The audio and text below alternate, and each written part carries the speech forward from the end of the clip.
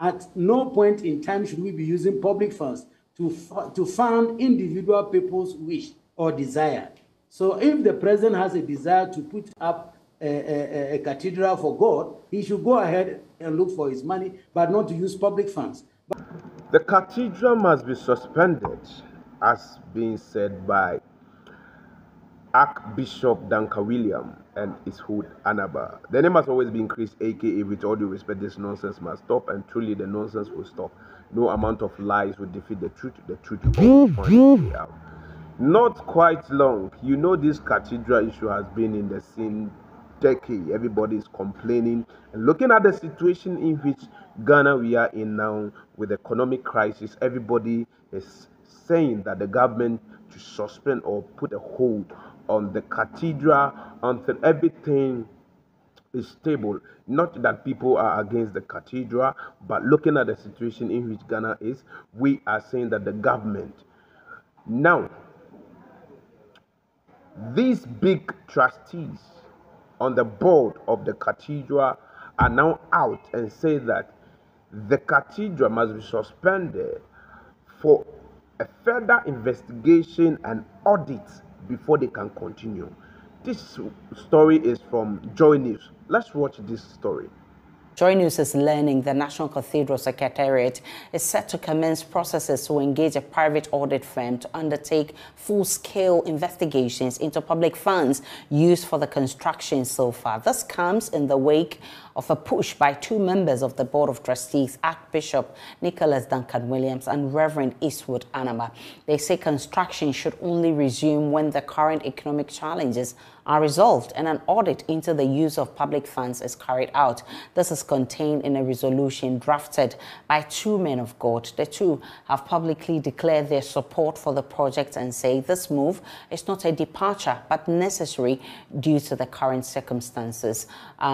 We'll be listening to my colleague Joseph Akable has been looking into the matters that has come up after these two clergymen are called for audit. Listen. Why is it that now before the trustees of the cathedral are now coming out to say that they want to suspend the project for an audit? Is it because of the investigation that the North Town MP, Honorable Samuel Okudzeto Abrakwa, is carrying out? That is the reason why they want to suspend the project, because if you listen to the investigation and the release information that Samuel Okudzeto Abrakwa has brought out, it shows that there is a conflict of interest in there. Is that why the leaders or the trustees are now coming out that they want an audit of the project before the project can kick off? Let me have your thoughts in the comment section. We understand that the Cathedral Secretariat, they have already decided to engage an internationally acclaimed auditing firm to undertake that audit, not because of this particular proposal that has come in, but they've also confirmed to us that they've indeed received that proposal, and in actual sense, there's a meeting that is going to take place later today, a very important meeting of the Board of Trustees. And one of the major issues that will be discussed will be the decision to engage the auditing firm. The other leg of the issue has to do with the Commission on Human Rights and Administrative Justice. You recall MP for North Tongue, Samuel Okudzeto Abrakwa, sent a petition to Shraj regarding the identity, that is a member of the Secretariat having multiple identity, as well as claims that he breached the conflict of interest rules in how his company gave a loan. That's the story that we've been told, a loan to the Cathedral Secretariat was subsequently paid back by the Cathedral Secretariat. And so Shraj has written to the Cathedral Secretariat asking for its comments on that matter. And so in responding to it, the Cathedral Secretariat holds the view that it also amounts to giving some indication or the processes that have been undertaken so far. So they consider that probe and the one that they intend to undertake by way of engaging audit firm to be parallel probes, which they believe will put the matter to rest for good. Former Auditor General Daniel Domelevo is urging Parliament to disallow government's use of public funds for the project without parliamentary approval. As you may recall, Finance Minister Ken Ofori-Atta had told Parliament Ghana's contingency fund was relied upon to aid the construction. Mr. Domelevo says this is unlawful. Let me say first and foremost that this is my opinion, and it is not an audit opinion. I have not gone into every detail of that case, but I find that expenditure or that transaction very, very unfortunate. At no point in time should we be using public funds to fund individual people's wish or desire. So if the president has a desire to put up a cathedral for God, he should go ahead and look for his money, but not to use public funds. But even if he has to use public funds, the Constitution has laid down procedure of using public funds, especially money from the Consolidated Fund.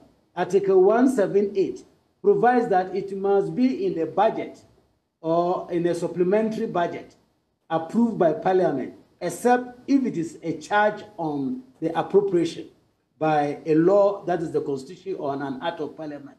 This was not done. Again, we were told that it was an emergency, as a result of which the Minister of Finance used the emergency, emergency vote in making that payment. At the same time, the same Minister of Finance requested that there should be money paid into the contingency fund. Read the Auditor General's report, it's there, that 1.2 million was paid into contingency fund, not the vote, and used for COVID, which is clearly an emergency and unforeseeable expenditure. So if the cathedral was actually an unforeseeable expenditure which occurred, it should have been coming out of the contingency fund, not the vote. Why didn't it come from there? Because the contingency fund is under the supervision of the Finance Committee of Parliament. So there will be transparency and accountability there. So they went in for this black box called contingency vote and used that instead. Again, the Constitution provides that the minister, if he will not even use contingency fund, he must submit a supplementary budget to Parliament. There again, there will be accountability and transparency. To avoid this, the government decided to use contingency vote, which I must admittedly say has been in the books for several years. And it gives the ministers, the various ministers of finance, a leeway of putting money there and can use it anyhow. And I call on Parliament to disallow that expenditure line. They should cancel it.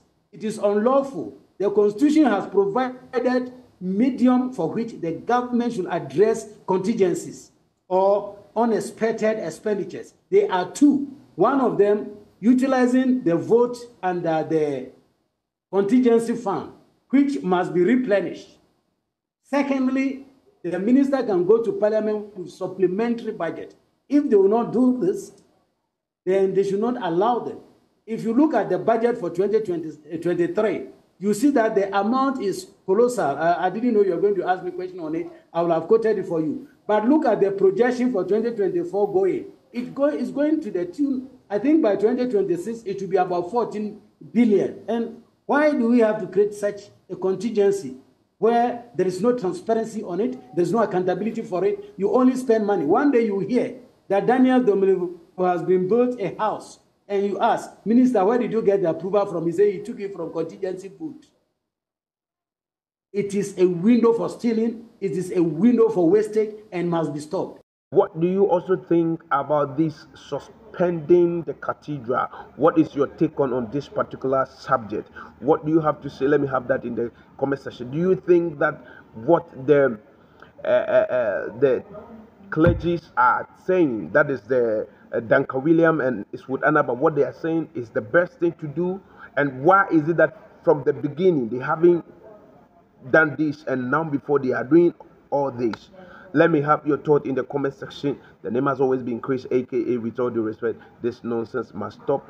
Please like the page Short 360 Media on Facebook, Short 360 Media GH on YouTube, and Short 360 Media GH on Instagram. Everywhere Short 360 Media. Follow, subscribe. Let's get more interesting story to to your doorstep. I'm out.